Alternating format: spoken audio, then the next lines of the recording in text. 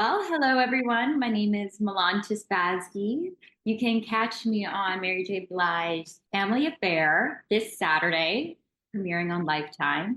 Real Love and Strength of a Woman will be premiering as well as the prequels. And tune in to Kneel Before Pod. Kneel Before Blog presents Kneel Before Pod.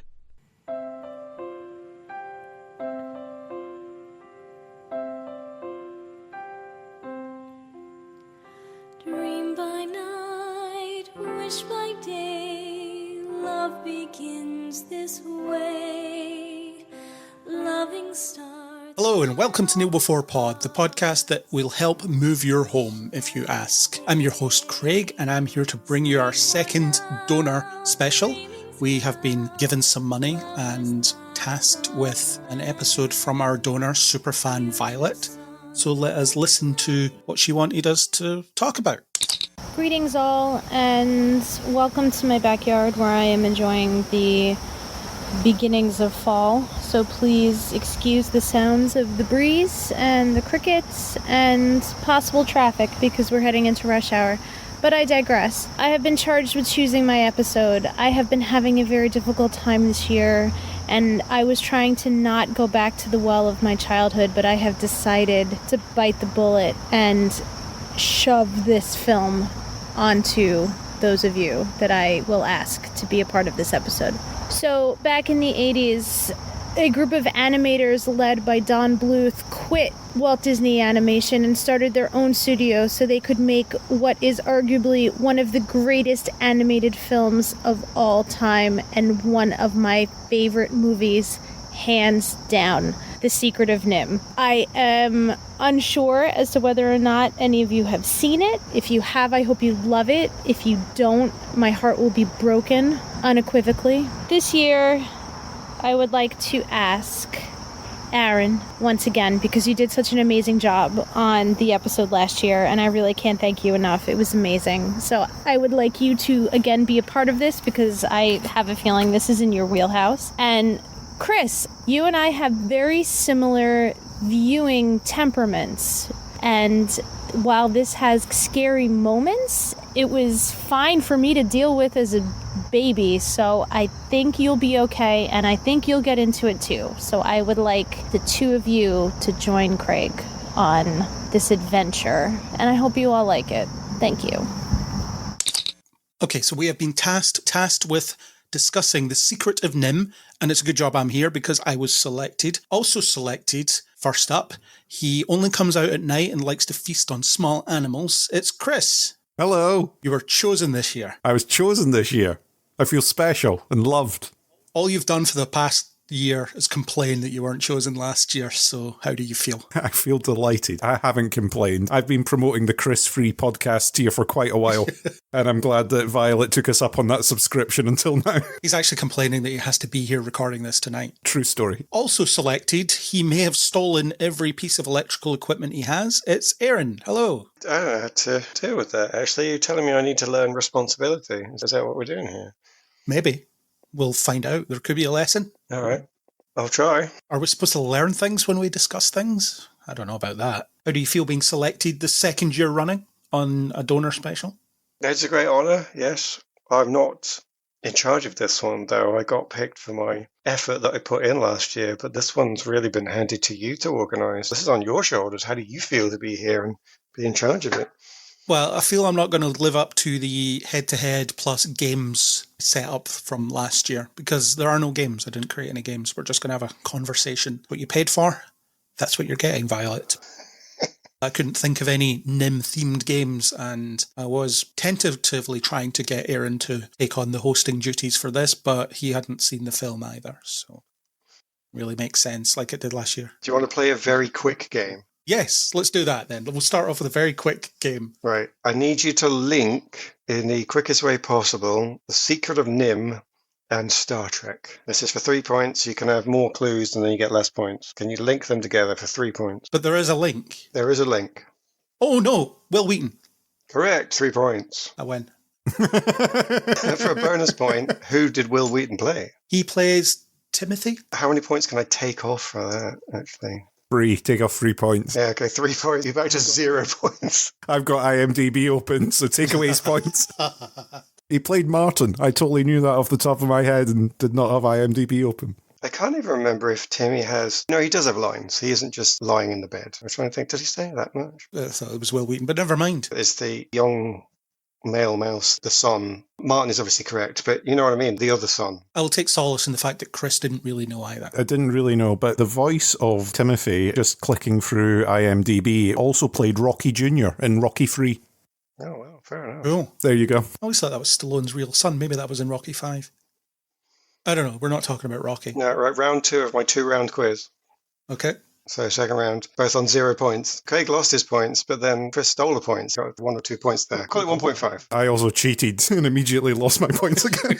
Oh, do you cheat? Oh, I thought you'd actually done that. Yeah, he was on IMDb. He said No, I said I had IMDb open. Was it? Oh, I missed that. Fair enough. I was too busy looking at round 2. Round 2 is, why is Teresa Brisby magic? And that's an even more obscure question, so this is going to be for 5 points. she's compassionate. She doesn't actually have any magical powers from the steampunk rats. Or did you say she was compassionate? Yeah. No, you lose 5 points for that. That's dark. No, I'm just guessing. Right, I'll give you a clue. It's kind of the same question as the last one in essence. As Star Trek? No, not that. In essence, not an exact nature. You're too technically accurate. Right. In that case, let me bring it back to the old question. What connection can you draw between Nimh and the TV show Charmed? Charmed. Get off IMDb. I'm guessing a magical amulet. A magical what? Amulet. Well, given that I've given you the hint of Teresa Brisby and the amulet didn't really say much, I have to say no, lose another 5 points. Oh. Well, this is going well. I'm winning this, but just by you keep answering, Craig. I've got no idea. I've got no idea. I guess that means I lose 11 points at this point. For 1 point, there's actually no way you can win, Craig, but for 1 point, just for the honour of getting a point. Oh, no, you'd be on minus 10. Okay, for the honour of not failing completely, name some actresses that were on Charmed. Oh, God. Oh, I thought you'd know that, actually. I really thought you'd know that. I'm blanking on the names. Hang on. It will come to me. And I will be able to edit out all this thinking. Oh, that's just cheating. Well, it's just not what people want to hear. Me humming and hawing for a long time. There's Alyssa Milano. That's one of them, isn't it? You're right. She was on Charmed, but that's not the connection. Holly Marie Combs. Nope. Kind of gone round the houses. There's not many left. There's Rose McGowan. She was later in Charmed, wasn't she? I haven't actually ever seen Charmed, the original. Have you not? Oh, I thought you were a Charmed fan. Just the new one, maybe. No, I haven't seen much of the new one either. Well, it's the only lead actress you haven't mentioned. Played Teresa Brisby. The one who leaves, whatever her name is. Yeah, her. Exactly that. Sharon something. No, oh, you failed completely. And minus another 20 points for getting the name completely wrong. Shannon Doherty. I don't like this arbitrary scoring. I didn't say, do you want to play a fair quiz? I said, do you want to play a quiz? Well, Sharon and Shannon are close. No, lose another 10 points. It's just insulted everybody on the planet called Sharon and Shannon. Well, at least it wasn't on IMDb. That is true. I'll give you half a point for that. That's fine. That's me restored a little bit of credibility. That's it. That's all we could hope for. There you go. That's your quiz. Was this quiz created specifically, or did you just come up with it off the cuff? I had in my notes that there were 2 people that I didn't really expect to be in this film that were in this film, and I thought, I wonder if Craig noticed. Okay. Well, I did know about Will Wheaton. Yeah. But I didn't know about Charmed because I don't really care about Charmed. I haven't really seen it. Anyway, The Secret of Nimh. We're here to discuss that, the 1982 Don Bluth Disney competitor. So let's just start with our usual customary spoiler-free thoughts. Aaron, we'll begin with you. What did you think of The Secret of Nimh as a film that you didn't watch when you were a kid? Well, that's quite defining for me that I didn't watch it when I was a kid. I wonder if that was something that controlled how I felt, because I liked it, but I didn't like it as much as what we discussed last year, which was Labyrinth and Dark Crystal. And I'm wondering, is that purely because I saw those 2 films when I was a kid and I didn't see Nimh when I was a kid? Would it have had that bigger effect on me? How come you didn't? Because isn't it the same era as at least Dark Crystal? The thing is, when Dark Crystal came out, I was only 6, so it's not like I saw it when it was originally released. And this is the same. I was only going to be 6 years old. So I could see Labyrinth. Certainly didn't see it at the cinema. I assume it got a cinema release, but I certainly didn't see it there. I saw it when it came through to TV, but I was still young-ish, certainly young compared to what I am now. But Dark Crystal, then I saw after Labyrinth. went that way around. And Nimh, strangely, I didn't know of it. I know of the other Bluth. Well, I don't know all the other Don Bluth films, but I know other ones better. This one somehow passed me by. But yeah, I liked it. And the weirdest thing, though, about it was I wasn't sure I was allowed to like it anymore, which was a strange feeling that I didn't get with Dark Crystal and Labyrinth. But with this one, I'm pretty sure if I said that I like this film in the wrong circles, I would be told, oh, that's because you like the patriarchy. Because it is a very traditional film. So you have to keep me right. Am I even allowed to like this anymore? I think you're allowed to like whatever you want to like. You say that, but in corners of the internet, that's not true. Don't listen to those corners of the internet and then you'll be happier. Okay, all right. In that case, yeah, I liked it. Okay. Chris, what do you think? This filled me with a ton of nostalgia, mainly due to this animation style, the old style hand-drawn animation. It was very going back to your childhood, Disney-style animation, hand-drawn animation. I think I'd have been terrified of this as a kid. If this had come out when I was a kid and watched it, I think I'd have had nightmares out of some of the scenes from this. It did have some comic relief elements and fun elements to it, but I think it's quite a scary film to show a kid. I think a ton of it would go over your head as well. So I did enjoy it. I have some confusion about elements of it. I'm sure we'll get into that later in the podcast. What did you think of it, Craig? That was a Don Bluth staple. Either traumatise or scare the audience, because those kinds of strong emotional reactions were things that he was very interested in, and we'll get into the history of it, but getting to spin off his own studio away from Disney allowed him the freedom to explore those kinds of things. And this was aimed more at older kids, so not airing at 6 years old. It'd be more airing at 10 years old, except he wasn't 10 when it came out, I suppose. You're heading into teenage years, you might be ready for something a bit more distressing, and that's what this is. I liked it as well. I thought it was very good. I'm familiar with Don Bluth stuff, like Aaron said. More things like The Land Before Time and his later stuff. American Tail, that was another one that I saw of his, and probably others that I'm forgetting. Presumably a bunch of Disney stuff that I didn't really know that he worked on as well, because he was working at Disney before he did this. I liked it. I think it was doing things that were quite unconventional for the time. Maybe it doesn't succeed at them entirely, but I think it should be applauded for its effort. We'll definitely get into that. I do echo the fact that it is a bit distressing. There are some quite scary parts of it. Not that I was scared this time. I'm never scared of anything now, of course, but I imagine if I was the age I was supposed to be watching it, then it might have got me a little bit and terrified me slightly, but I could see what things were meant to be scary and how it was presenting them and so on. So yes, I enjoyed this. I thought it was very good, and I can see why it has this lasting appeal, and it's become this classic that people feel nostalgic about and will donate to a podcast in order to hear them talk about it. So yes, it was a good choice and a good first time watch for me. Shall we head into the spoilers and come up with some hilarious noise to transition us into the spoilers? Let's do it.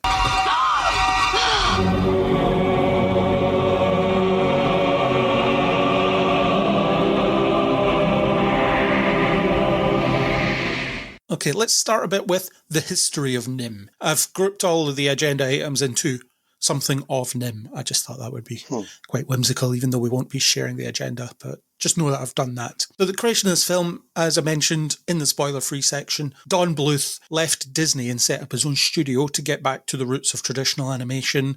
At this time, Disney were adopting a cheaper approach, which meant that the animation quality was suffering, and that's something that the old school animators didn't agree with.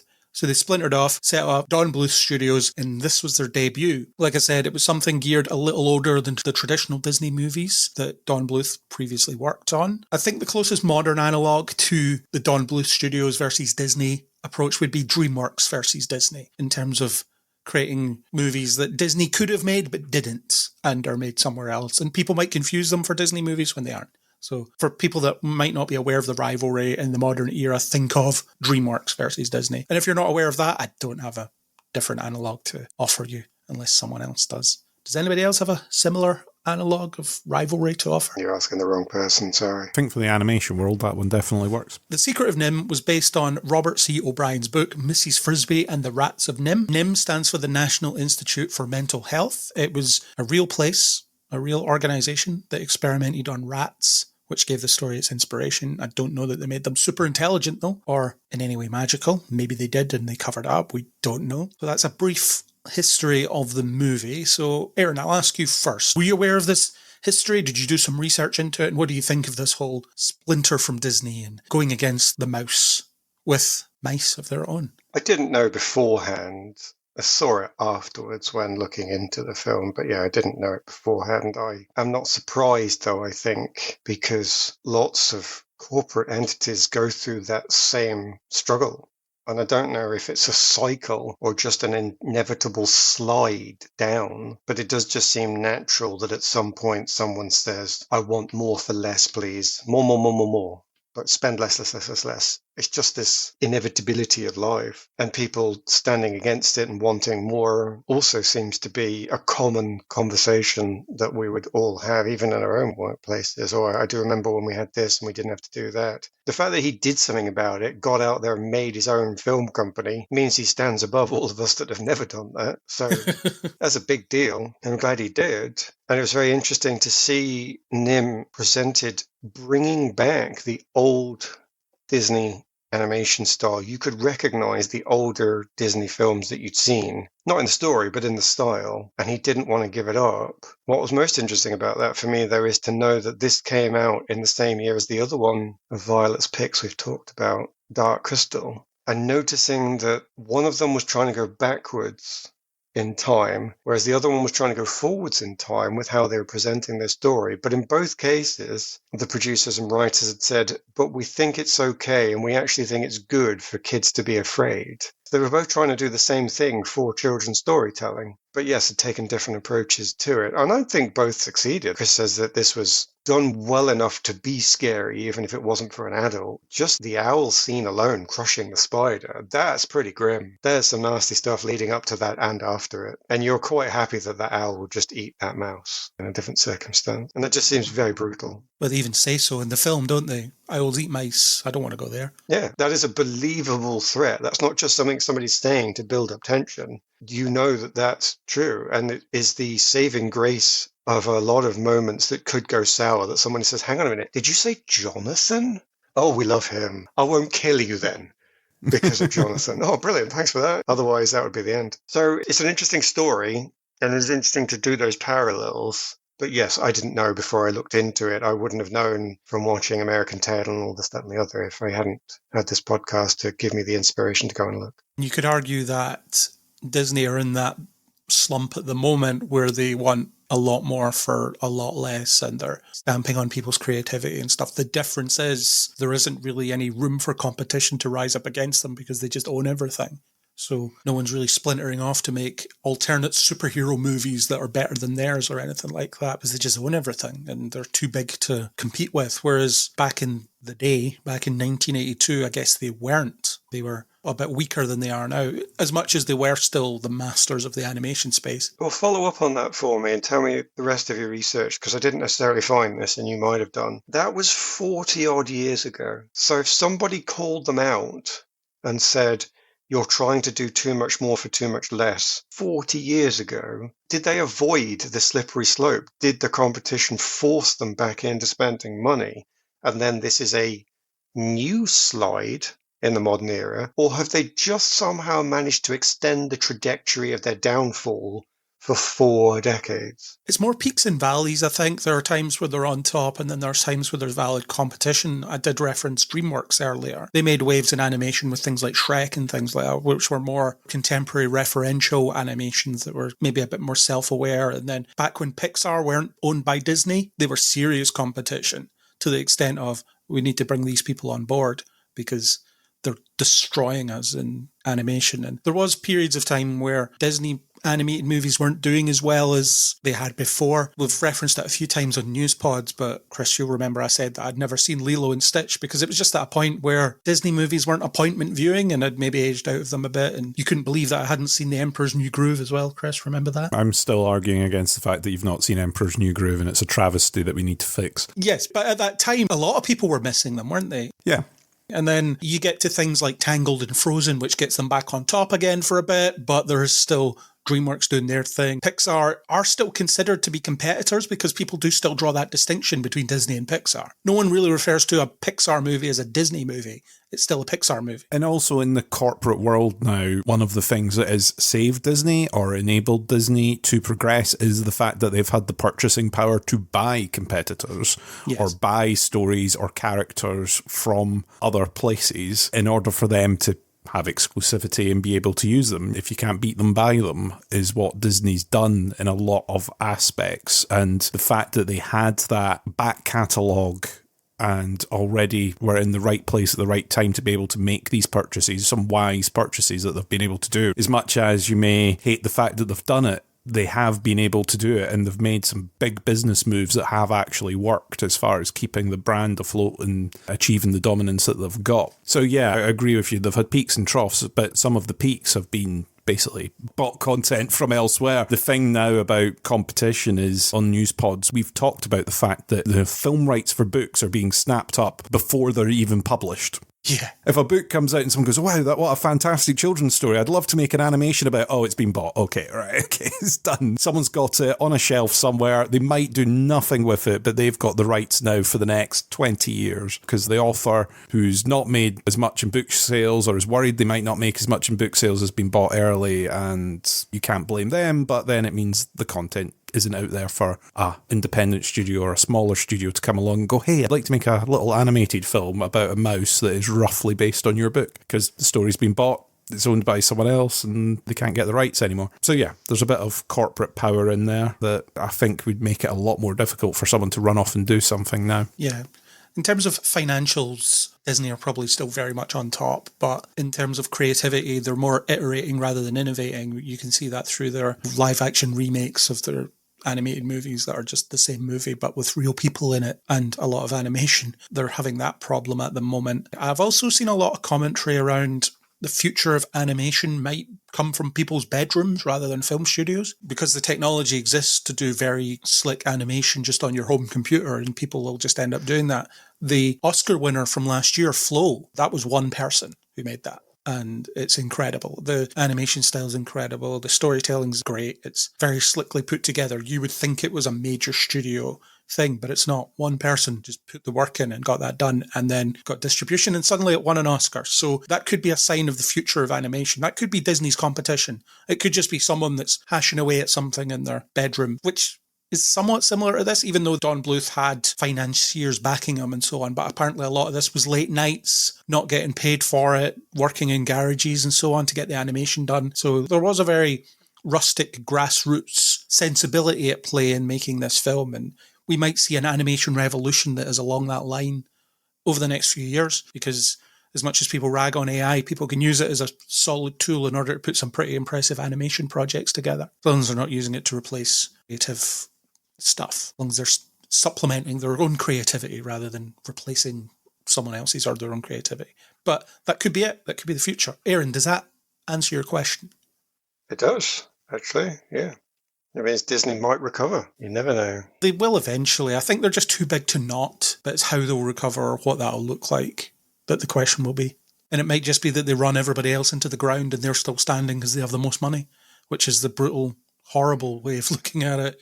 Because what it does is it stops interesting stuff from existing. And that's not what we really want in our entertainment, is it? We want some things that will challenge. And if we don't get that, then it'll just be this homogenous blob of stuff. In terms of the book adaptation, they had to change the name of the lead character from Mrs. Frisbee to Mrs. Brisby. The reason was that the company Frisbee didn't like the fact that their name was going to be used for a character in an animated film. It's as simple as that. So more corporate influence. There are no flat discs being thrown around here, so you can't use this name. Even though the book presumably existed before the flying disc. That's a good fact. I do like that. Oh, yeah, okay, we'll change one letter. Good enough? Yes. Job done. Has anybody read the book? I haven't. That was not part of my homework assignment, so no, I'm afraid I didn't do it. I did check out the changes because I was quite interested by that, because he did change, not a lot, but he changed some fundamental things, which I don't know if I was surprised by or not, but it certainly got my attention. The idea of making Mrs. Brisby the main character and pushing the rats to being supporting characters was interesting. Because I think when you watch or read what he said it was definitely her story. You're thinking, well, that's not what it says on the internet. It says it's the story about the rats, or they were at least equal. And I did wonder, is that something whereby he felt like he had to have one main character rather than a series of main characters for a film? I mean, it makes sense to me that you would do that. I just need one focusing point for people to watch. Whereas in a book, you've got time to bring out lots of characters, especially because there's even a mention of one character from the book that's completely cut. I think, again, is that because we need to focus our attention here more? It sort of made sense. Like I say, I'm not sure if I'm surprised or if it's actually completely logical, but it's very noticeable, I think, if you're somebody who loved the book. I was thinking, this is going to feel really different to you then. This is going to be one of those ones where someone says, oh, I know everybody likes Les Mis, but it completely trashes the original book of Les Miserables. And you're like, really? Les Mis is one of the most popular things on the planet. Turns out the people who like the book think it's awful, just because it's so different. So I thought, yeah, that might apply here. I would like to ask Violet if she's read the book. Maybe she hasn't either. I mean, it's not a bad thing, but I'm just saying I think I would expect people to say, oh, that's interesting. This is a bit too different from the book to me. There was a period of time where adaptations were just so vastly different from the book. I remember that growing up. I can't think of any relevant examples, but I would see adaptations of books or other material that ended up just being so different to the source material, and you were just kind of okay with it, or at least I was. I just accepted the fact that films needed to be different to the source material, and I guess I wasn't that fussed about because the book still exists. That's why I'd say I'm not shocked by this change of making Miss Brisby the main character and pushing the rats aside, because I don't know that that's necessarily an issue. It's just a different facet of the same story. But I would draw a difference to that and the large introduction of magic into the story and steampunk, quite frankly, because the description of the book is one that is, these rats are intelligent and are using the same sort of technology as the humans that they are copying. That's completely different to, no, they've used a combination of magic and steam power to create the super experience that they live in. And when you read what he'd written about that change, it's almost like him saying, well, I really liked this story, apart from all the bits that were rubbish. It comes across a bit that way, because he said, this story really needed more magic and mystery, and it needed more heart and spirituality. And I thought, as soon as you start saying you need to add all those things in, aren't you saying that the original story was a bit naff? I mean, I'm sure he didn't think of it that way, but the changes are quite stark by description. Without having read the book, I can't know if they are in practice, but yeah, in description, that's a big difference, especially because I'm not sure that I wanted all the steampunk and the magic. And this is from someone who loves steampunk and magic. But in this story, I wasn't sure about it. Why was it really there? I mean, it told me why it was there, because it needed more magic and mystery and spirituality. But you're saying Mrs. Brisby's journey wasn't spiritual already. And you're saying that the ability of rats to use technology wasn't a big deal already. That was one of the bits that confused me that I hinted at earlier on. They've mastered technology, but also sort of magic. And I was like, wasn't the technology enough? The fact that they've built boats and they've got levers and cantilevers and they're using electricity, all that I think is enough without it also being a very strange introduction of magic into it. I also was a little bit confused over the rats are very smart because they're wearing clothes and using tools, and then Brisby's house is very well furnished and she's wearing clothes and other characters are wearing clothes regardless. So I was a bit like, okay, the rats are evolved, but also the animals are kind of evolved already anyway. But yeah, that was one of those ones where I was like, I don't think it needed the magic, the mystic element to it. I think rats having figured out technology was kind of magical enough. That sense of wonder, I think, was already there without having magic portal time-telling devices. I don't know if it was only so that they could have the flashbacks presented in the way, or they could have the narration introduction in the way that they did, because you wouldn't have been able to have that without weird magic portal device. I don't know if it needed it for that purpose. It certainly fulfilled that purpose, but I don't know if it needed it. The strongest... It's terrible to open on the bits that I'm not sure I didn't like, and then Violet's paying for this. I mean, good grief. But what can you do? We're in now, so we're going in. She wanted us, so she gets us. Well, there you go. Do I want one next year? No, not after you lot. Certainly not. I'm not doing another one. I am withdrawing my support. No, we talk about all the other good stuff. There's good stuff. We talk about those later. It's Craig's fault. He talked about alterations to the book. He started this. He should have picked somewhere else, but he didn't. So the amulet, I think, is the key focal point of this argument. So this is a quote, and I've only got it from Wikipedia, so it's not like I've done deep digging into the guy's soul. But the amulet is just a method of letting the audience know that Mrs. Brisby has found courage of the heart. Magic? Maybe. Spiritual? Yes. That bothered me because I didn't find this story moving. I wasn't moved to tears. And I honestly think that I didn't really feel this big emotion of the kids being saved because I was watching a glowing, shiny amulet. I think I'd have been more moved by Mrs. Brisby struggling to save her kids and then just doing it at the last moment. If I had to say why didn't I like this film as much as Labyrinth, it's because at the end of Labyrinth, when Sarah turns to the mirror and says, I can't explain why, but sometimes I really need you. That to me is really moving. Whereas the main point of this story was the amulet magically flying and flying back. And I know it's supposed to be representative of Mrs. Brisby's courage. Mrs. Brisby saved her children, and it was the very manifestation of her courage that saved her children. I do get that. I've not missed the point, I hope. But she didn't do it. The amulet did it. And I think I wanted to see her pulling her kids out of the stone, grasping them all and giving them a big hug, thankful and being a mother and dusting the mud off them. You know, I've got you out and you're alive and I'm just going to get the mud off your clothes because that's what I need to do because I'm your mother. You know, I've got to keep going. I don't stop being your mother.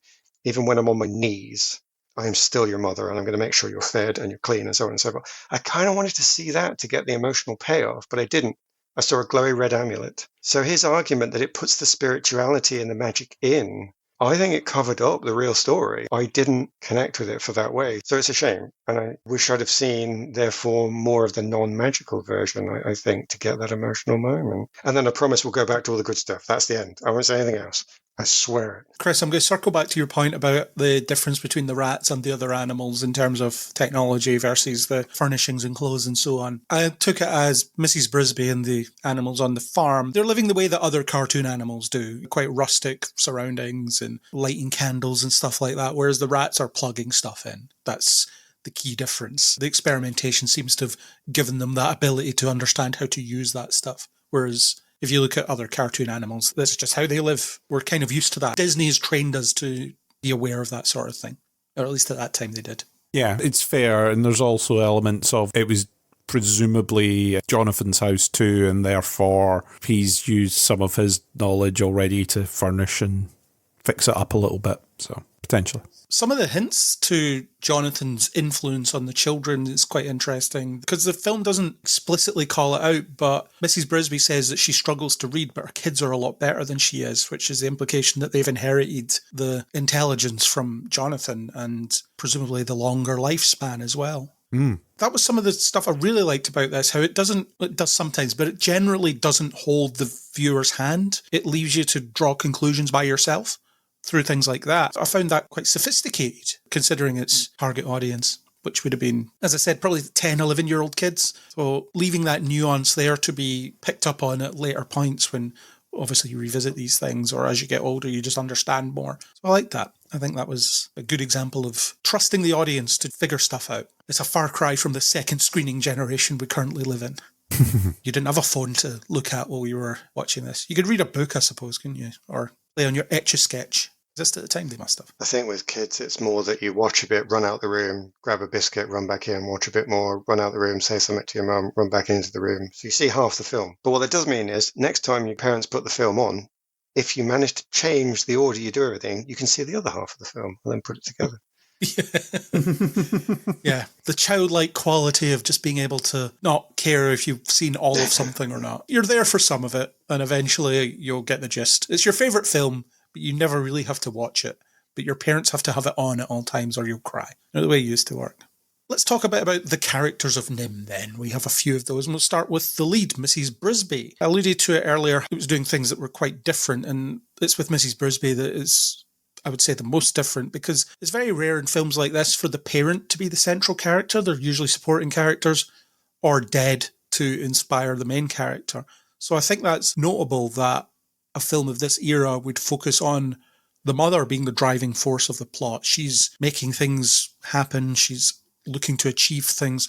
She's not just supporting her kid who's doing something else or, like I say, dying in order to motivate her kid to do something else. I'm thinking of, say, Bambi, where his mother dies and he has to be a better deer as a result, which is a gross simplification of what Bambi's doing, but you get the point. Did anybody else observe this? Chris, did you think that was a notable thing, or are you just used to seeing parents be the driving force of plot, so you don't care or don't see it as a notable step forward? I think it was notable, especially for a kids' film, because normally you put a child as a protagonist so that the kids envision themselves within the film. They put themselves into the story in a way. So yeah, it was a bit of a departure. And I especially liked the fact that it basically opened straight away with her already in action trying to solve stuff. It wasn't a big long setup into getting her motivations in order and things. You kind of discover it through the story. Aaron, did it stand out to you? At the time, no.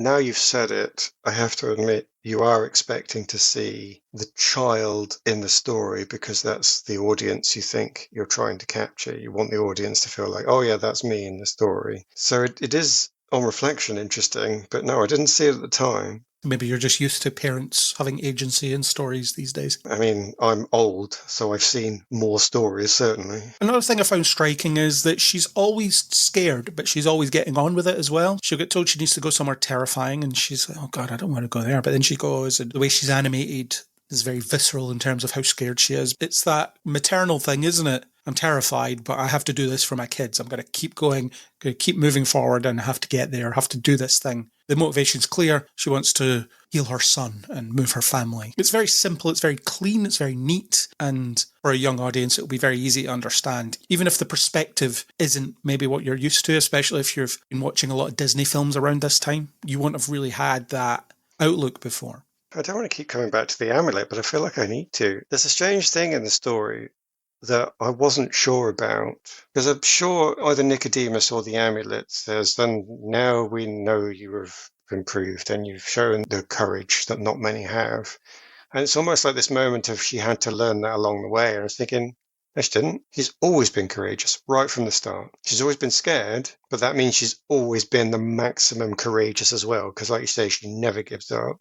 Always overcoming her fear, yeah. I wondered about the maternal side of it myself too, actually, because whereas that is a very powerful force, you don't want to say, and that's all it was, because it's almost like saying, well, you were that way because of your chemistry. If you hadn't been a mother, you wouldn't have been that courageous. And I think, well, I don't want to say that about it, because as soon as she learns about what's going to happen with the rats at the end, she has to confront her fear of heights to get out of the birdcage. And she just gets on with it.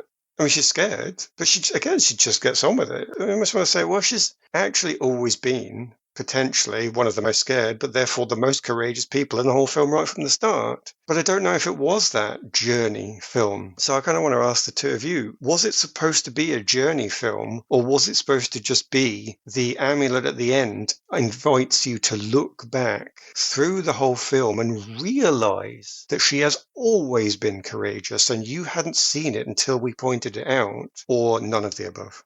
I do think it has a lot of hallmarks of the Joseph Campbell hero's journey. It follows a lot of those beats. So yes, I do think that's the intent. And maybe the amulet is a bit of an easy solve for that, I suppose. I do agree that it does rob her of some kind of agency, but maybe it's brought in to solve the problem of how else is she going to lift the house?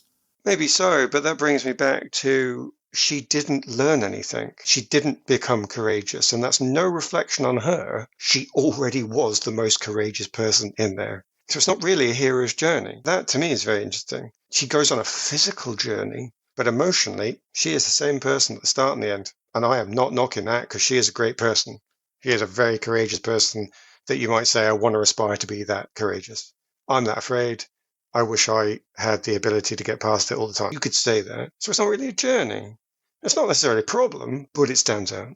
She's already facing fears and going above and beyond, like I said, right at the beginning. And she's going off and visiting mad scientists that never wants to be disturbed and never wants to be visited. And she's doing all that. It seemed like quite a trek for her to get there in the first place. It doesn't seem like a little hop, skip and a jump for her to go and get the medicine. She's already been on a bit of a journey when we open the film. I would say one of her strengths, as well as the compassion, as well as the courage. Every character that she meets along the way, she's essentially got some form of compassion for as well over the courage. She understands their point of view in a way. I think that's a strength of the character. But does she really change massively by the end? I think there's evidence to say that she didn't as well. If you think about one of the earliest problems in there, well, you've already said the earliest problem. Move on a little bit. She is the first person to leap into the deadly tractor. Now, she doesn't solve the problem. That actually falls to Mrs. Shrew. I've forgotten what that character was. Auntie Shrew. Fair play to Auntie Shrew, by the way. She can do anything. That is a force beyond reckoning there.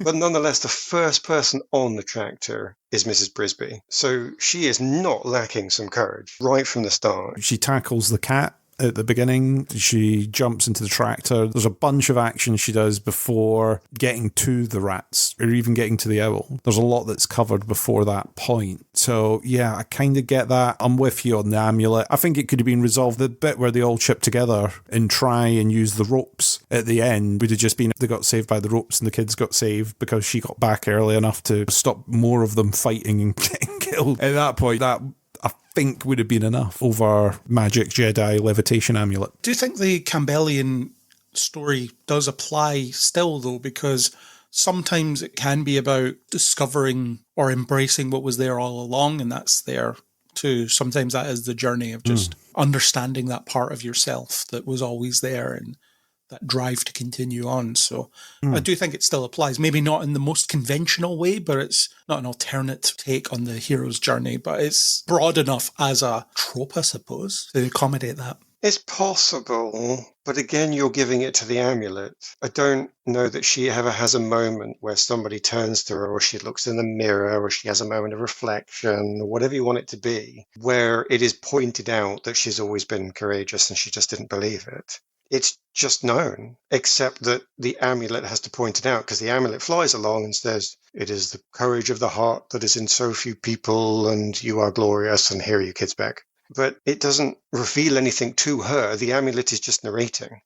It's just expositing. So I think you're right to suggest that there is a possibility that there is that. It is a reveal, but it's only to us, the audience. It's not to her. It's not to any other character that didn't believe. It's not like Auntie Shrew said, you'll never do it. It's not like any of the rats said, God, you're not capable. You're just a little mouse. Nobody ever said that she couldn't do it. Even herself, she was scared, but she just did it. So the only person that this reveal is happening to is the audience through the amulet, who is being told that she's got courage of the heart. But we, the audience, have already seen that. Mr. Amulet, I've been here for 90 minutes watching this. I was there. You weren't there. So if you're right that it is still part of that journey, it's the audience that's going on it. But I don't think the audience learns anything from the reveal that they already don't know. So can it be considered that journey if there isn't an actual reveal in that way, if you're not being asked to look at something differently? I think it still has enough of the markers to be considered an attempt at a hero's journey narrative. Yeah. Oh, well, an attempt is different. I'm wondering about succeeds. There's so many stories that have tried to follow the hero's journey template and have failed to do so, but you can still identify that they were trying to do it. Okay, well, I can give that ground. Fair enough. I'm not saying that the reveal works or that the amulet was a necessary inclusion or anything like that. I just think that it has many of the hallmarks of it. Because it's a very easy structure to follow. And you can see she'll go and visit the sage character who'll send her on the next part of her journey and stuff. As amazing as that owl sequence is, that's all that happens there. The owl just says, you need to go here.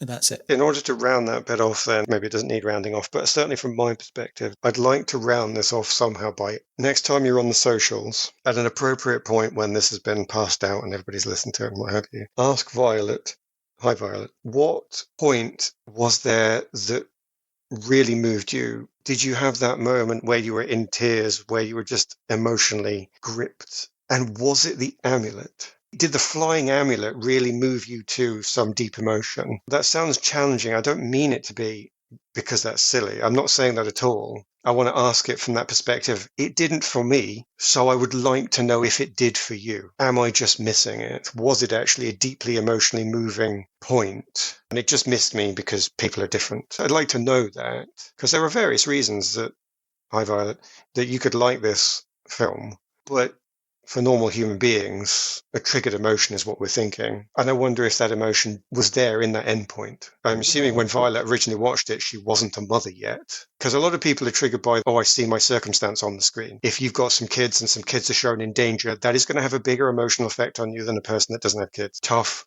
Chemicals work that way. It's not big, it's not clever, it's just true. So I'm assuming, Violet didn't have kids when she first saw this film. So therefore I'm asking, was the big emotional point at the end with the amulet still? And I've just missed it. And we're all approaching this as three older guys who don't have a childhood connection to this film. So we're not able to dial into certain emotional connections to it that people will have because we just don't have them. Well, that's why I'm asking. Yeah. I'm asking, what was it? I'm not saying it shouldn't be there. I'm asking, what was it? There must be one. And I'm interested to know if it was the amulet nonetheless. Because it might not have been. It might have been something else. Could have been loads of other things. There'll be a reason that this was chosen for us to discuss. Yeah. That's part of it. Feedback and let us know. However, I'm going to connect this to something that will be something from your childhood, Aaron, and this isn't something I've remembered or known of my own accord. I happened to stumble onto a review somewhere online. I don't remember where. I should have probably noted it so I could credit the person that came up with it. But they likened the amulet sequence to, is it Rodimus Prime, or Rodimus, or whatever his name is, embracing the matrix of leadership in the Transformers movie, saying light our darkest hour, and some magic stuff happens after that. I can see that completely, actually. The potential difference is Hot Rod is young and cocky and not a leader at the start of the film, but he's had to really focus on other people throughout the film, so he does change. Now, I'm not saying it's this deep emotional journey of great growth, but I would say there's a clearer difference between the character at the start and the end. And there's also a much clearer influence of the matrix of leadership because it is passed to him by Optimus Prime, who is this known great leader. And you don't have to know the comics to know that. Can I spoil another film from 1986? Is that all right? Can we do that? Yeah, go for it. The whole point of Optimus' example is that he sacrifices himself for his people. That is the ultimate thing a leader can do. I give my life so that you can carry on. And that example is shown at the start, which is something the young Hot Rod would never do. Not because he's not a good person, but he wouldn't think of his duty in the same way. And then towards the end, with all these examples of leadership, he then steps up to be the next leader. So there is more of an arc and there's more of a character development. So I can see that there is a link, but the matrix of leadership is something that has a very strict usage in the plot, and it's only a symbol, but it is carried through the various plot developments, so you pay attention to the journey that Hot Rod needs to go on. Whereas the amulet in Nimh is an exposition device that is only given to the main character towards the end, isn't part of any key plot development that you're supposed to be watching, and at the end I don't think it shows you a point of character development either, because, like I say, she's already that good. She didn't need to learn anything, and she doesn't need to be told anything or realize anything. So I think that I can see the connection in what it's supposed to be. I think that person is right. That's the intention of both devices, but I'm afraid one of them is in the plot and the other one is an exposition device, and it's rather telling that the original novelist didn't need the amulet to show you the capabilities and development of Mrs. Brisby in the book. It was added as a symbol to the film, and it is a symbol that I didn't like. I didn't need, sorry. It's not I didn't like it.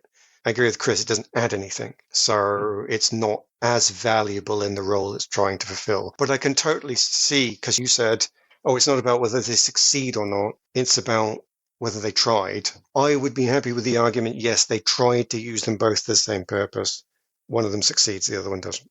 In terms of that disconnect that you referred to, I actually felt a little bit like that with the rats being introduced in the first place, because it almost feels like the film becomes a different film at that point, and it just happens to be that Mrs. Brisby is in both films, because the first, let's say half of it for simplicity, is about her trying to figure out a way to move her family and move her house because she can't move one member of her family who's too sick to be moved effectively. And then suddenly they get to this technological utopia that rats inhabit. And like I say, it becomes a different film. Did anybody else feel that? Did anybody else think that there was something incongruous about that change? I'm not saying it was a bad change. I just noticed it as being a step change when it happened. It's very strange because you're introduced at the beginning through the mythical storytelling, the writing in the book, the strange portal, and then you jump into Mrs. Brigsby's story, and then she immediately is going on to meet Mr. Ages, who's got the weird science lair built within the combine harvester or the tractor thing that he's working in there. So you've got this sort of technology, mystical weirdness going on from the start. But I would agree with you that it introduces different themes at that point. Suddenly you've got an organised secret group that are meeting in the thorn bush that have got weird plans to do things, and they all know her husband. She knows nothing about the rats or the life that's going on elsewhere. Yeah, it does have some separate angles to it, and it does take a turn at that point. You've got the swashbuckling and the sword play that they've got. I don't know what the name of the big axes on sticks are. Halberd, I think. Halberd, okay, let's go with that. It'll do. You just annoyed several reenactors, by the way, who will tell you the fine difference between a halberd, a poleaxe, a spike, a pike. So my advice is don't go there. I won't go there. I never went there at all. Craig edited it all out. I never said that's what it was. There was definite uncertainty in my voice. No, but I know that this podcast is one of technical accuracy, so I'm just advising you're not going to be able to carry that on here, so walk away quick. Yes, but like the unsuccessful hero's journey in this movie, we can only say that we try. Oh, we're okay with attempting it. Ah, gotcha. Right, carry on. We're trying our best. Apologies, everyone. Yeah, I would say it's a very traditional story at the beginning, and then it takes this twist where you go, wait, what now? Like she wanders into a different film, isn't it? It is a little bit, but she does in a way, and maybe that works because we're watching it through the eyes of the character, and she suddenly walks in on this strange mystical plot that's going on in the background with these rats that have appeared that broke out of the lab and have set up their little society, and they're trying to go away. So maybe it does work from that point of view, where the film is split, but on purpose. It sort of knocks us for six a little bit at the same time as her. Aaron, did you feel that step change, or did you think it was all fine? I didn't feel it as a jarring sensation. I wasn't thrown out of myself. I did notice it because all of a sudden the film's major thesis has to step aside for a second thesis to jump in. And it has to come in hard and it has to come in fast. And it does. It is in there, and it is a thesis and a theme because it's in there in more than one place. But it does have to come in hard and fast because it is being introduced halfway through. As you've been watching a film about courage with a little side meal in Don't Experiment on Animals, by the way, but we're probably already on board with that. So it's about courage. And then all of a sudden it's about don't steal and be responsible and earn your own way in the world and put effort in. So that comes in real hard because Auntie Shrew's talking to Jeremy about it all of a sudden. Turns out she knows the rats after all, but she brings it in. Justin is very specific about it. Jenna's very specific about it.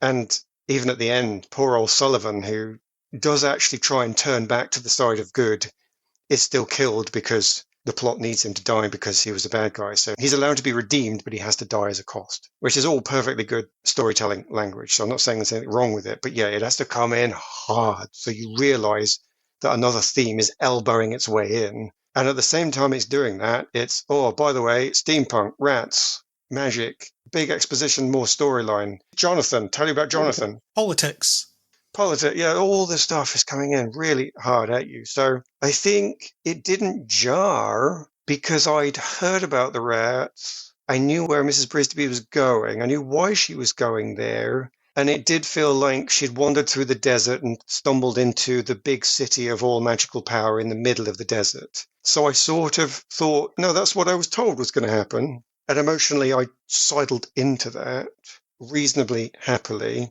But it is very noticeable, yes, that she has to lose screen time now to give you a lot of time for the rats. And her major thesis of it's all about courage has to move aside to get another thesis in there.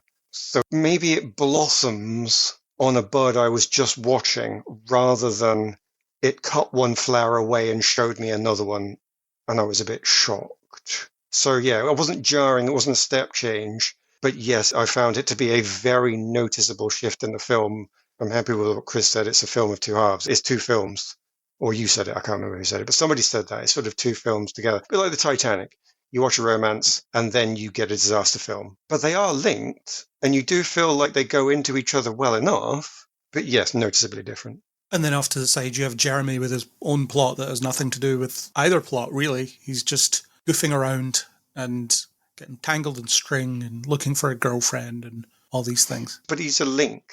Yeah. Because the reason that he is still part of one of the theses is because he goes back to the kids to be tied up so that Auntie Shrew can tell him, don't be like the rats, don't steal, earn your own way. Which is a little bit harsh, because the rats did have to build their entire city inside that bush. It's not like they were just nicking food and lying around in the sun. They weren't just which way around is it? The grasshopper and the ants? I should be able to get that the right way around. The famous nursery rhyme about one animal sings all summer and the other one works. A bit harsh on the rats to say they were the ones who were just doing all the stealing. Yeah, they stole electricity, but they did put a lot of effort into that. Anyway, point is, Jeremy is a path for Auntie Shrew to educate us on not stealing as well. So the kids can hear it, Jeremy can hear it, we can hear that. It's more of a thesis for the whole film than just the rats. Plus, he exists to provide comic relief to offset the general bleakness, because otherwise it would be too miserable. Yes, he's clearly there for that. There's a reason that actor was given to play that character. Absolutely. Piece of trivia as well, Dom DeLuise was apparently drunk the entire time he was recording his lines.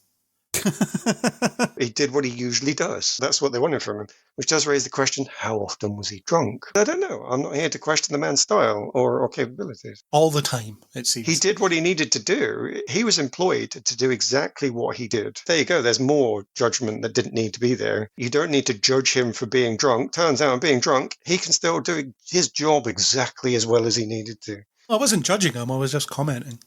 I'm impressed, if anything. No, but we wouldn't consider someone being drunk on the job a good thing. I wasn't saying you judged it. I'm saying society would say that wasn't the right thing to do, especially on a kids' film.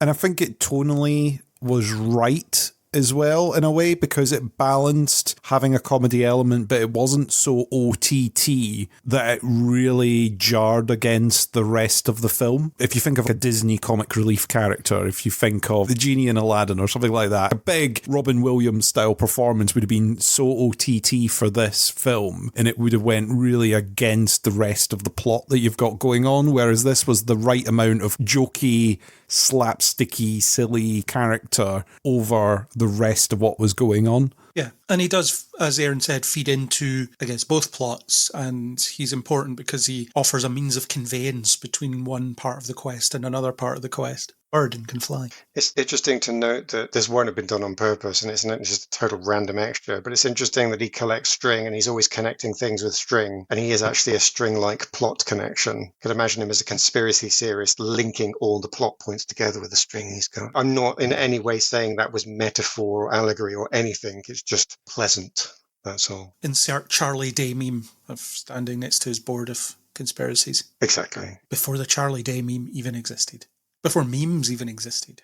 Oh, well. In terms of other characters, I think the film is very good at focusing on the characters that it needs to focus on. I liked Auntie Shrew being that neighbour that's in everybody's business. That was very relatable. And I do think there's a strong sense of community to the farm. The idea of everybody has their place and they live in something of a harmony. And then the contrast is you have the rats elsewhere with their quote-unquote unnatural way of life, whereas the other animals live a natural way of life. We've all met that person that Auntie Shrew is that needs to be involved, needs to know everything, finds out everything and can't let anything go. In the early part of the film, I really bought into that strong sense of community on the farm. It helped make it more believable, even though they were animals. And there's probably effort that they didn't need to put in, actually, because I feel like people would have just went with it anyway, but they did regardless. So this is what I mean about, am I allowed to like this film? Because there is no way on this planet that anybody would let you create a female, older character and give her the name Shrew and literally make her a shrew. This is so on the nose, and it's perfectly fine for our grandparents' generation, they will have found that joke frickin' hilarious for the reasons you've just given. They know the person. It's a stereotype. It's a joke we can get. Brilliant. But you put that in front of, quote, modern audience, they would shoot you dead for that sort of thing. So it's tricky to come to it. How do you then discuss that? Because you sort of can't like that character because it means you are definitely part of the evil patriarchy. But I loved that character. I thought she was great. So I'm clearly part of the evil patriarchy. You're just acknowledging that these people exist, though, and you're enjoying it because you can relate to it because you've met that person. Yeah, but she's literally called a shrew. Even sitting here in the lovely leather seat of the patriarchy, I will note that you can't call somebody that.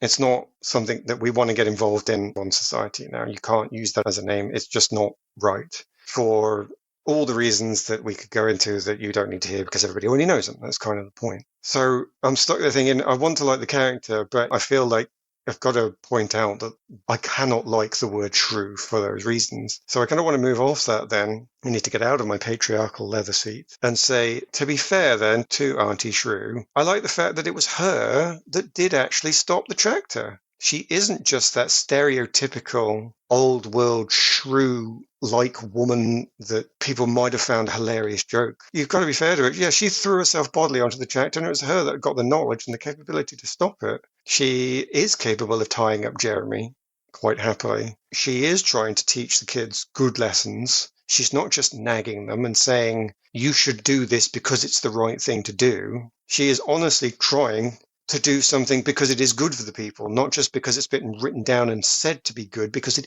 is actually a good thing.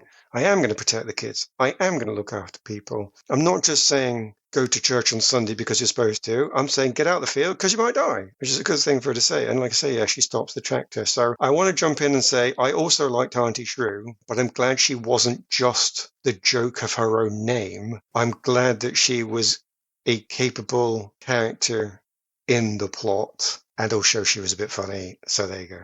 There you go, nuance. Yeah, that's it. I guess I'm working out my connection to that development of old versus modern society on this podcast then. Rather than doing it before the podcast, I'm doing it on it. Inevitably, there are going to be things about this film that just haven't aged well because of just when it was made. And you can say that about anything. We identified that with things like Labyrinth last year and other older stuff that we've discussed over the years. There's stereotypes and so many things that end up playing into it. I mean, this is what, 1982, beginning of the 80s? Yeah. So yeah, it has got elements of that. I was similar to you, Aaron. It wasn't a one-note character thing, which I think was good. The fact that she's having to put up with the kids, but is also capable. You stole my thunder. I had written down to mention the fact that she takes on the tractor. It sort of plays into the bit that I was talking about, which was Aunt Shrew also seems to be technically minded enough to know exactly how to disable the tractor. Brilliant. I think the character worked in there. Partial comic relief as well, along with Jeremy. Just this character that's having to deal with this gaggle of kids while the mum's away. Necessary as a babysitter character as well, because Mrs. Brisby, being the mother and a single mother at that, can't just leave her kids alone and go off on a quest. Whereas if she was a supporting character to a child, then the child can go away and leave her at home with the other kids. But at the beginning, when she went off to see Mr. Ages, the kids were alone. It was the 80s. Just don't answer the door. It's fine. I'll be back in 10 minutes. Yeah, don't answer the door to strange people. Tell them that I'm not in. Yeah, in the 80s, those kinds of things, I guess, were okay in particular circumstances. Again, another aspect of the film that perhaps hasn't aged well. Or maybe it hasn't aged badly, but it's just not something that would be done now. But she can't go on a long quest without organising some kind of a babysitter. If meals will have to be cooked or eaten in the meantime, then you need a babysitter. Probably how it went. I'm going to lump the two sage characters together because there is a very strong visual connection between them. You have the Great Owl and Nicodemus. They both look very similar. They have the kind of wispy hair and the same eyes. So it's interesting how one sage leads her to another sage who picks up the baton from there because you don't see the owl again. The owl is a standout moment, but I think it's just interesting that they split that in two, I guess, to get the two aspects of the plot in there.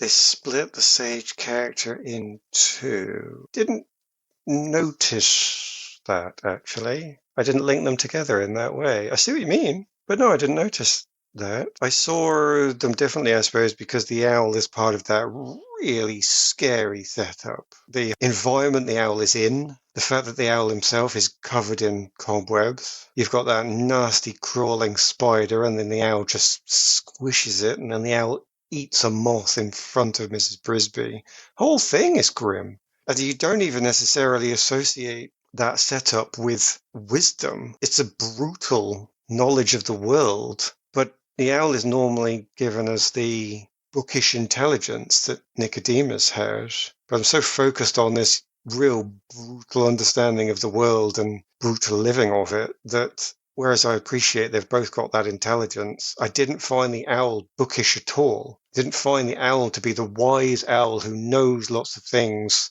sitting with a book and spouting science. That was entirely Nicodemus's. So the owl was wise because the owl knew all about the world. So that owl had a natural wisdom. But I think I'd separated them because one was bookish in science and the other was wise in the ways of the world. I see what you mean now. For me, I noticed the connection because of the visual components. Like I said, the glowing eyes and the wispy hair, the beards and so on that they had. That's where I drew that connection. And I do wonder if the owl is in there because Don Bluth wanted to just do that sequence, wanted to give you that very horror-driven visit. I put in my notes that the owl's tree reminds me of Dagobah in The Empire Strikes Back.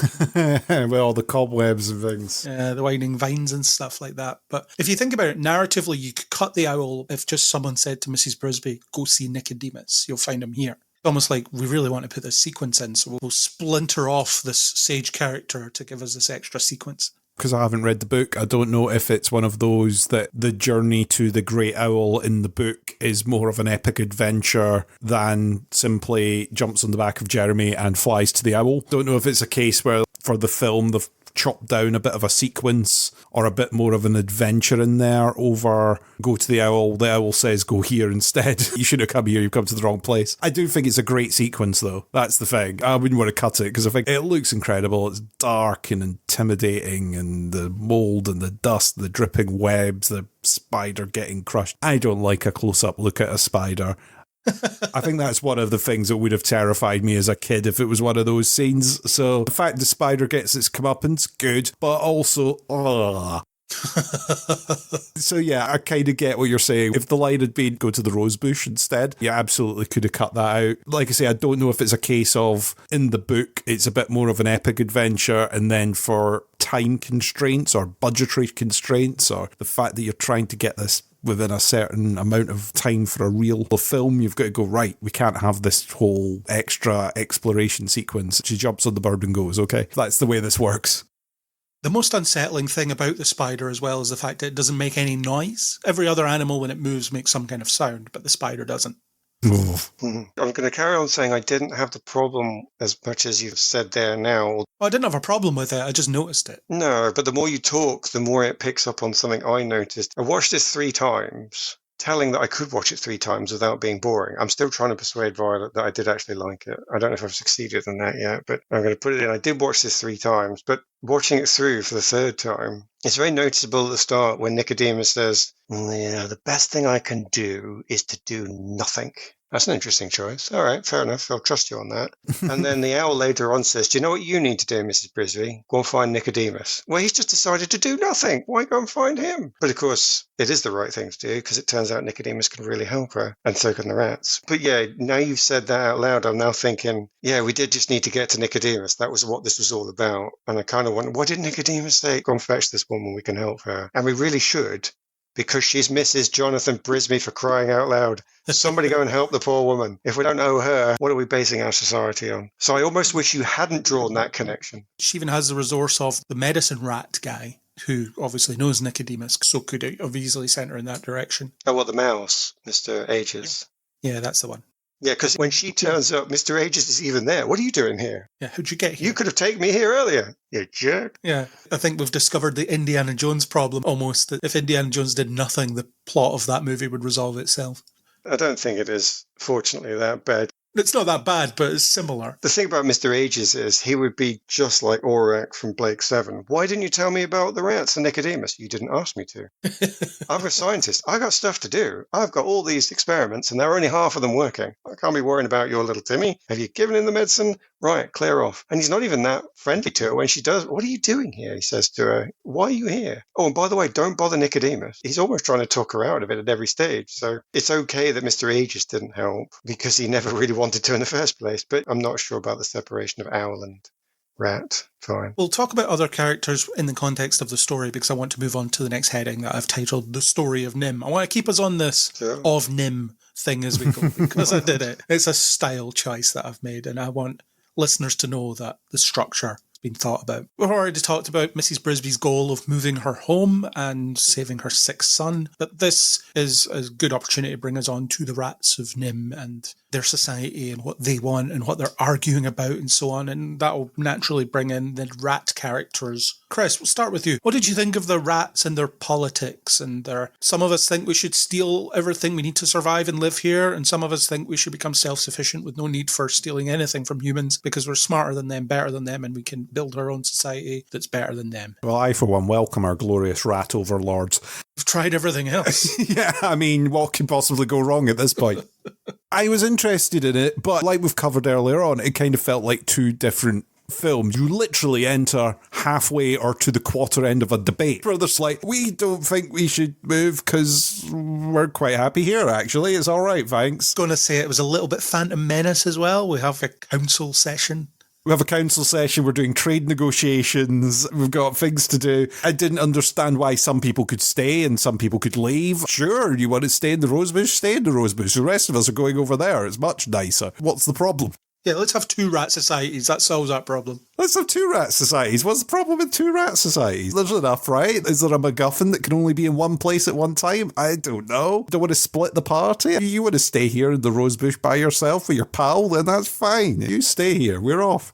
There's a Romeo and Juliet problem where there's rats that are into each other that are from two different warring factions and they have to figure it out. I like the debate from one point of view of don't steal, be self-reliant, but you don't have much time for it because the stories are kid in the house getting moved and you don't really get much of a settled debate of the rats apart from that they've now killed 3 of them by the end and it's like, well, I guess we'll go with the ones that are still alive and off they pop. It doesn't really get resolved in such a way. I don't know what side I'm really on there. I think they should have their independence and go off, but I don't see why if someone wants to stay, then they can stay. They're not debating with the full information because once Mrs. Brisby finds out that the Rosebush is going to get demolished anyway, well, the rest of the debate was null and void. If that information had been known, then there wouldn't have been a bush to stay in. So the resolution is, well, your home got destroyed anyway. So if you were one of the ones that was campaigning to stay, bad news, no Rosebush. They should have just had a referendum. Those never go wrong. Those never go wrong, 52-48. There could be a society of rats that vote to impose economic sanctions on themselves.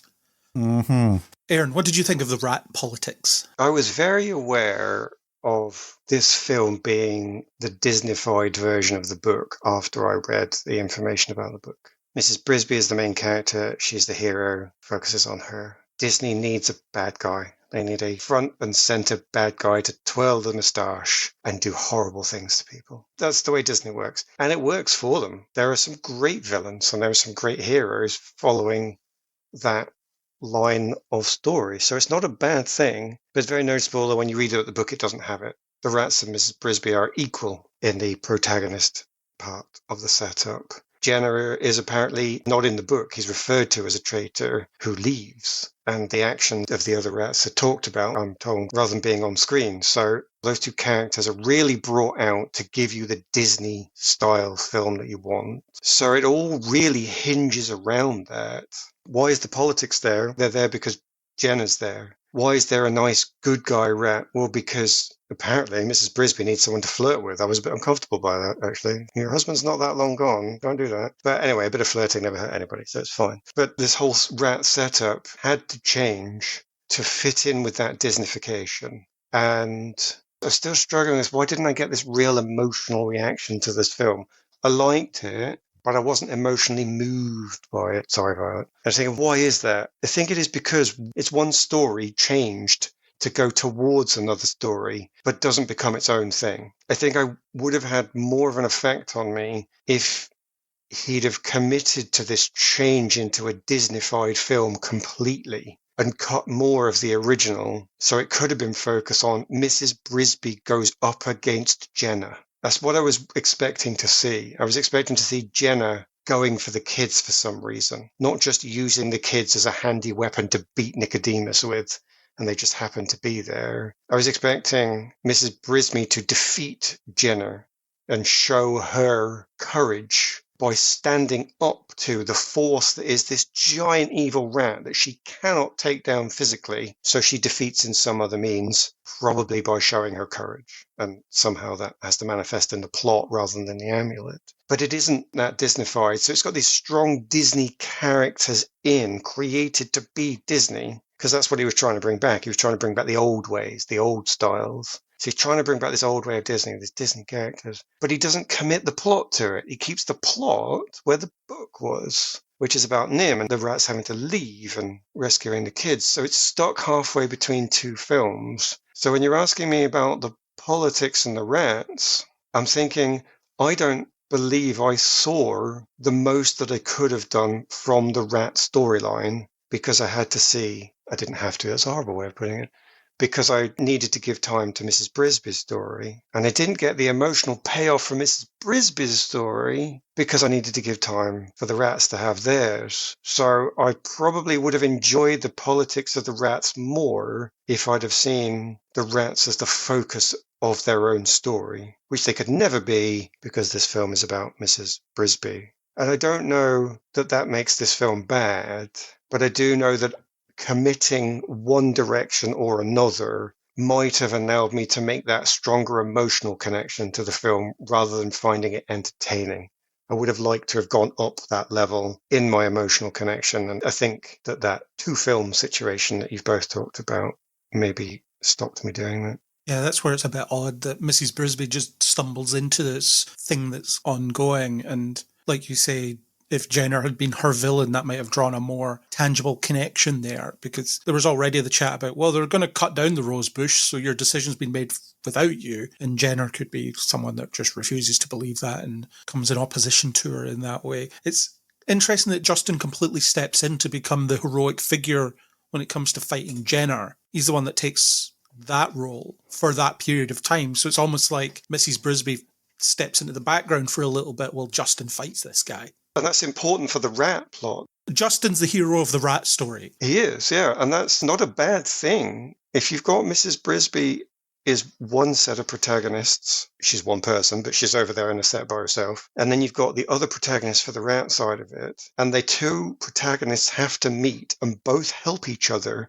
to complete their separate plots. You can see that in a book. That would work in a book where you've got plenty of time to develop both plots, and the protagonists can't succeed by themselves. They have to help each other with each other's problem. That sounds great. You could really work that into both plots, but that's not what this film is. This film is about Mrs. Brisby. So yeah, when Justin steps in, it does feel a bit like the patriarchy is taking control. It's not meant that way. It is just that, yeah, there are two sets of protagonists here, and Justin has to solve his people's problem. That's an important thing for him to do. It isn't just stepping on Mrs. Brisby's toes. No, that needs doing. This guy Jenner needs stopped. He's not good. He's a bad one, as they used to say. So he does need stopped, and because swords are a thing, apparently, he's the one that can wield it. So, yeah, it's a bit of a shame. Justin is there for good reason, but probably would have been better in a rat film or in a longer multi-part TV series where they could do both plots justice, I guess. I'll talk about the sword fight when we get to the animation stuff, because there's some interesting trivia about that I managed to find. I guess I felt like the rat section was a little bit underdeveloped. Justin is a reasonable enough character, but there just isn't enough of him, so he ends up getting distilled down into the suave and charming but arrogant type character and steps out of that a little bit, but not entirely. There just isn't time to give him that development and turn him into that hero of his story, because Mrs. Brisby stumbled into it halfway through, or 2/3 of the way through, like Chris said. That's what I meant when I said I've found a bit of a disconnect in terms of those two plots. They do feed into each other naturally enough in the sense that Mrs. Brisby is the driving force of what she needs to achieve and why she's there, but also it's just, like I say, this other film that's happening when she gets there, which I found interesting enough, but I would have just liked to see that as its own thing. Yeah, we've said this before about a few films we've come across. There's two films in there. The ingredients for two films, and you could make both of them. Yeah. The ingredients for two films, and you'd happily watch either of them.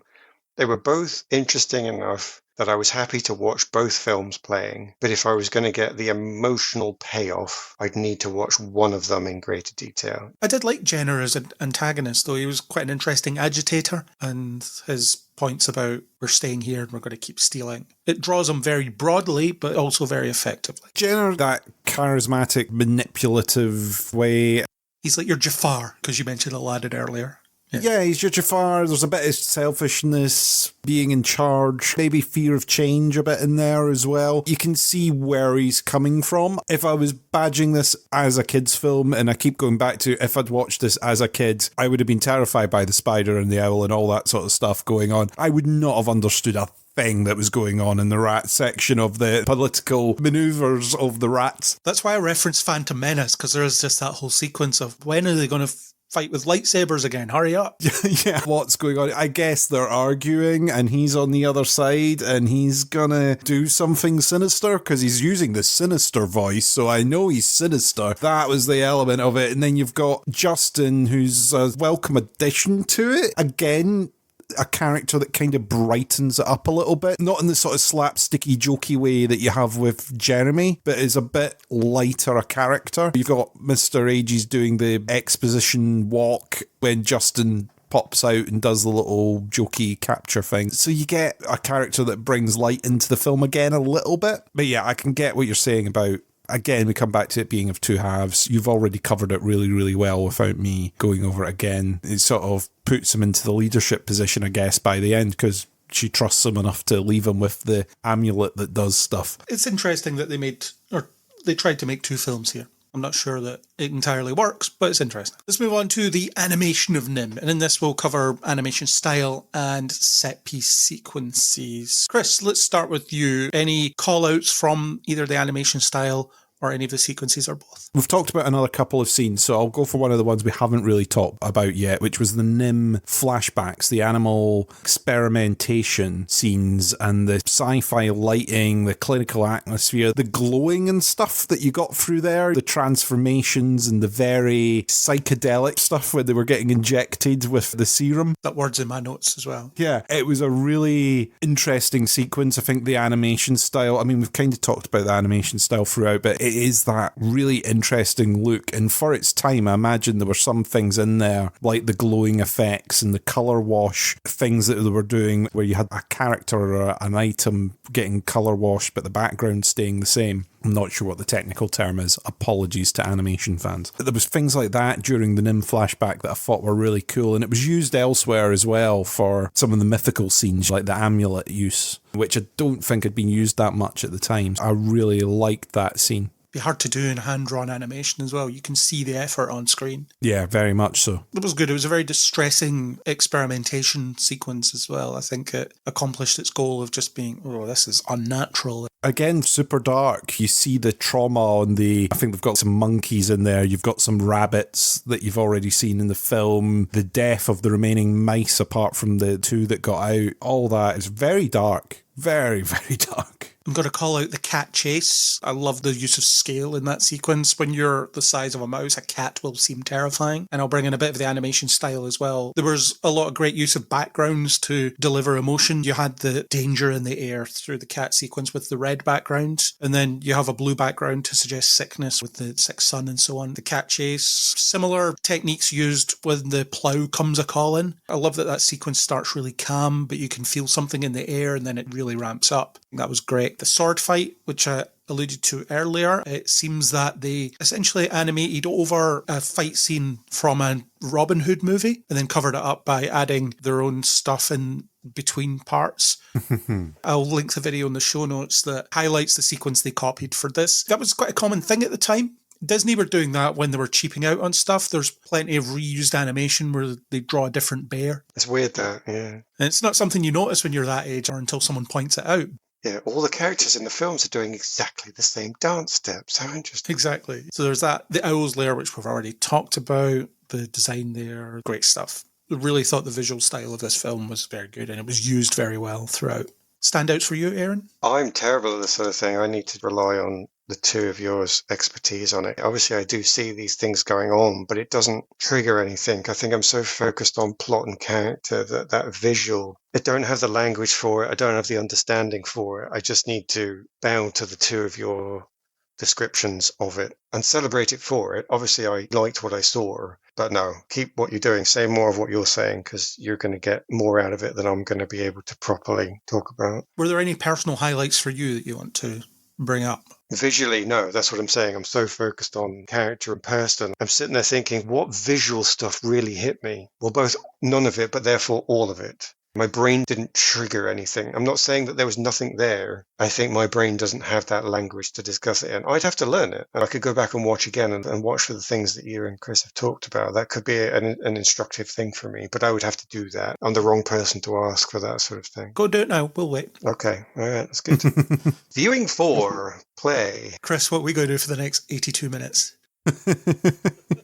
Notes for listeners, Aaron did, in fact, not do that. Okay, so you don't have anything to really add to the whole animation of Nimh section? Nothing that any of your listeners are going to find interesting to listen to. No, you've said the best things. Carry on with that.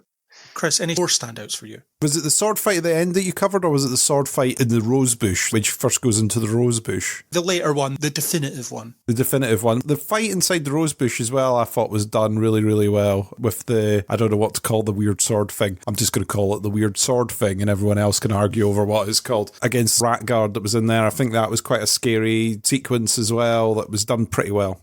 With that, we've referenced all of the sequences. We've done all of the scenes now, yeah. But what we're saying is, we thought it was all great. The design work was great as well. I loved the interior of Mrs. Brisby's house. I think it was all very warm and homely, and there was a nice contrast with the, as Aaron pointed out, steampunk aesthetic of the rats' civilization. So a lot of effort put into characterising people and societies and groups through their surroundings. Lots of effort put in, and I love animation even now, and I often applaud the sheer effort put into building a world and realising it. Think of, say, the inside of Riley's head and Inside Out, how intricately designed that all is. Everything Pixar do, basically. Just everything they do is intricately designed and incredible. And Don Bluth Studios, I guess, were very good at that too. They really made this look more expensive than it was by putting so much effort into making the style of Disney movie that they were making back when they worked for Disney, except with far fewer resources. So they definitely need to be celebrated for achieving that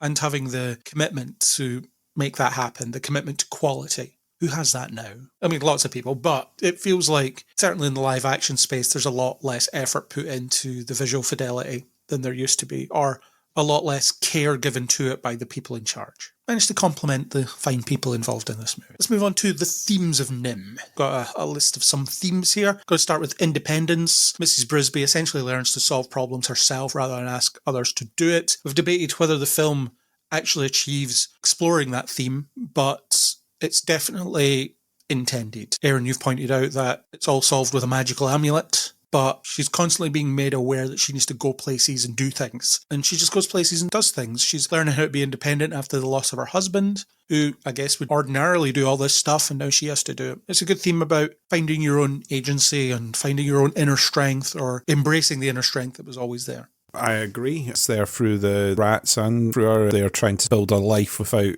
stealing sustainability and ethical living. She's a very independent character to try and support her kids. Yeah, that works. And responsibilities in there as well. I put out my notes, with great power comes great responsibility. Because the rats have been given the power of intelligence, and they are tasked with using it responsibly, and they're debating over what is responsible. They want to be self-sufficient. The greater responsibility is to not take more than they need and not to take anything at all. The environmental message of, do we have the right to essentially strip mine the planet for our own purposes, or do we find a better way? I think that's in there. Like I said, it's not all that well explored, and we've talked about how the rats are there for a bit but not extensively explored, that word again. But it's in there, and it's an interesting idea, and I guess it's a timeless message because we are still talking about that now. We haven't solved that problem, unlike, I guess, the rats will eventually come to solve. So, yeah, like you said, Chris, we welcome our rat overlords.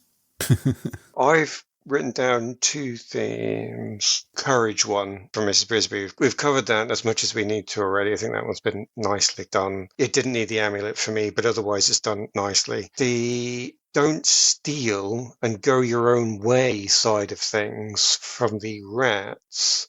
Again, we've mostly covered quite a lot of it, but one addition I can put in is there's good storytelling that doesn't need too much exposition in this. This is one of the reasons I was always going to like this film. There is exposition. I can't say it's completely without it. There's the start where Nicodemus is talking to the spirit of Jonathan to explain things. There's a full flashback sequence, although that does give you a bit of a sequence. It isn't total exposition, but it's mostly there. There's a little bit of explaining things to kids in what does the word pneumonia mean, and I have to be okay with that. You want to bring up adult problems to kids, you're going to have to bring it in. Too bad. I'm okay with that. So I'm not saying it's without exposition. It is there, but I took note that some of the early scenes and opening scenes aside, they do manage to not rely on the plot force. People talk as they need to talk. If we need to learn about Timothy, then we're going to a doctor, and the doctor is talking about things that Mrs.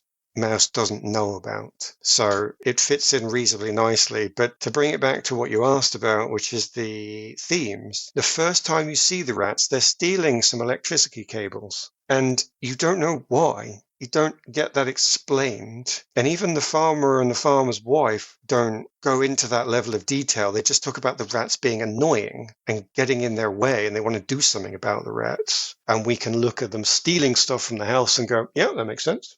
They're taking your stuff. You don't want that to happen. So you don't need to know that the reason they're taking their stuff is for the steampunk setup they've got going. But you can add that together when you get there. Oh, that's why they were stealing electrical cables, because they're building a big freaking lift and big light sources. You could probably rip the electrics out of that whole house if you needed to recreate what's going on under this rose bush. So I appreciated this older world storytelling for not needing the plot force too much. Yes, it used it, but it didn't need it too much. And if you watch, you can see things that are going on that are explained naturally. If you listen, there are things going on that are explained only because they need to be. Nobody does the, as you know, Mrs. Brisby, about pneumonia, but I'm going to tell you anyway. It's, you clearly haven't heard of pneumonia. I'm telling it to you. I'm a wise doctor. I appreciate the plot force for not being there, is what I'm trying to say, I guess. I freaking hate the plot force. Everybody knows that. Take a drink, whatever. Like I say, it's even in the themes when you see those rats stealing that power cable. So that's a nice level of plotting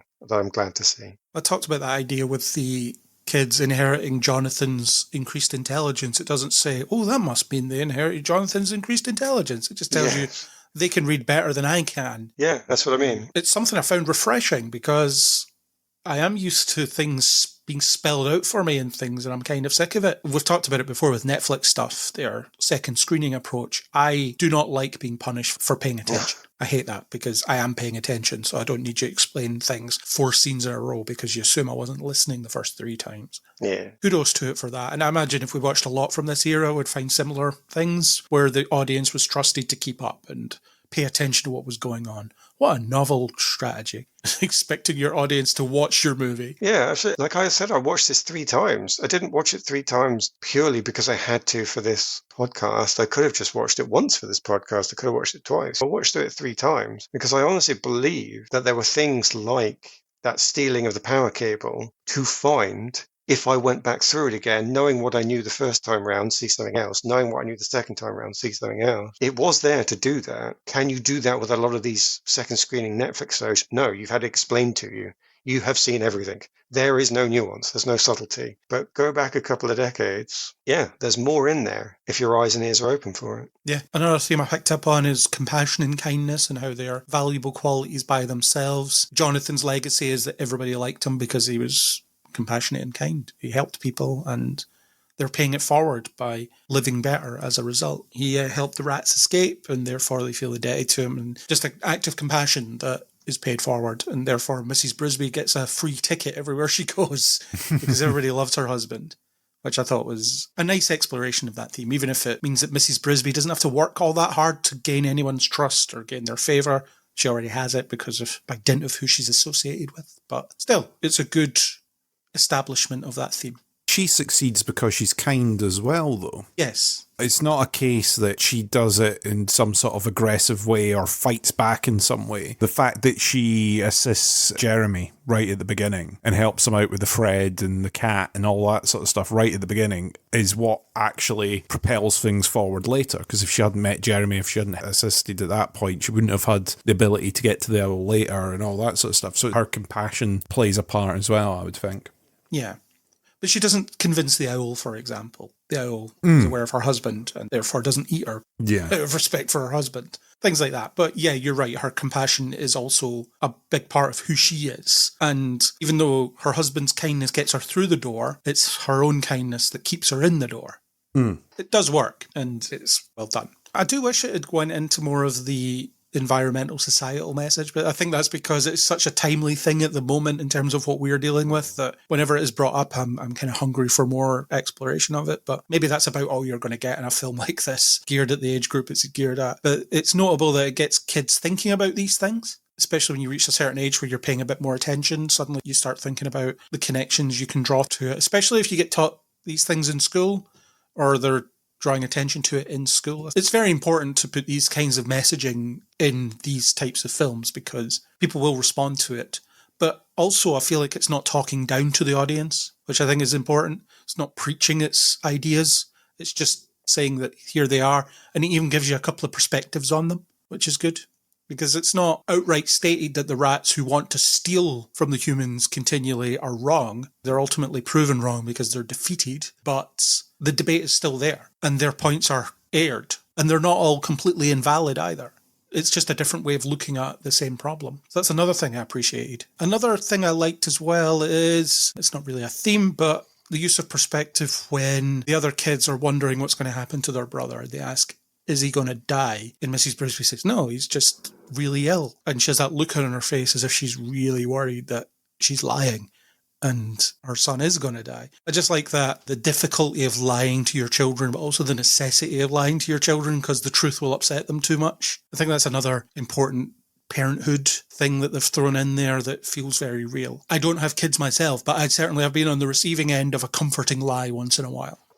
But it's all part of that sophistication, isn't it? It's this trusting the audience, having respect for the audience, not just seeing us as the consumers of content. This is a story that someone wanted to tell, and they wanted to tell it to an audience that was willing to receive it, which I really appreciate about it. Maybe I didn't connect with it on an emotional level completely, but that's certainly what I really appreciated about it. This felt refreshing, even though it's decades old. Before we wrap up, is there anything that I missed that people wanted to bring up? I'd like to take some time just to try and convince Violet that I did like the film, even though I've talked so much about odd points that I didn't get on with. That's just because we're doing an analysis. But I'd rather end on something happier, which is the list of all the things that I did like. So I've said I watched it 3 times. The reason I watched it 3 times is because number one, my most important point is not too much use of the plot force, going back into older style storytelling where you actually tell a story rather than exposit just facts. I also really enjoyed the characters. I think every single character is unique. They all have a place, they all have a purpose, and they all have a distinct quality to them. And they all have that life. Maybe it's part of the plot force thing. They're not just there to be part of a plot. They're not just there to push some lever in the story. You can believe that all of them were actually real people, which is always that extra magic of watching an animal and seeing that animal character as a human. I do like to go back to that older style of what Disney was,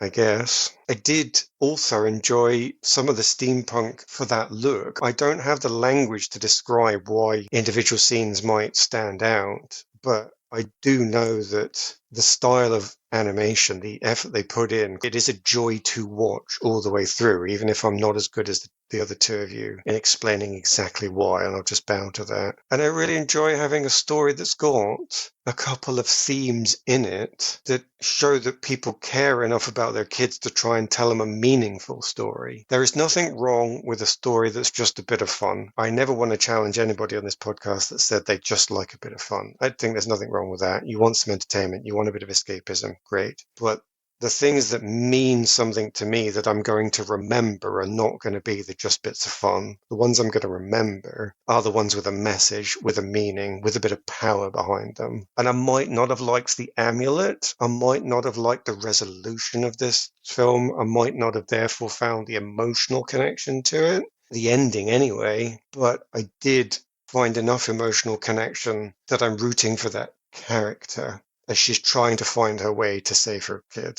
So there was a value and an emotional resonance in that story for me as I'm watching it through. Even if I didn't get to the ending, I got it from the bits throughout the middle. There's going to be other smaller things I like, but if I can end on those 4 and say, those are 4 pretty big and powerful things, and I didn't want to come through all the way to the end and have those 4 important things lost just in the many words I've used to interrogate other parts of it. That was all. So at least 4 amazing things in the film are the reason I watched it 3 times. Before we wrap up, I would just like to sincerely thank Violet for the continued support. It is very much appreciated, and we can only hope that this chosen episode is everything you wanted it to be and or more. Seriously, though, very appreciated that you continue to support us, and we're more than happy to give you this small token of our appreciation by way of a chosen discussion. So I really hope you enjoyed it, and I'm sure I speak for everyone on the podcast when I say thank you very much. And perhaps the other 2 people here could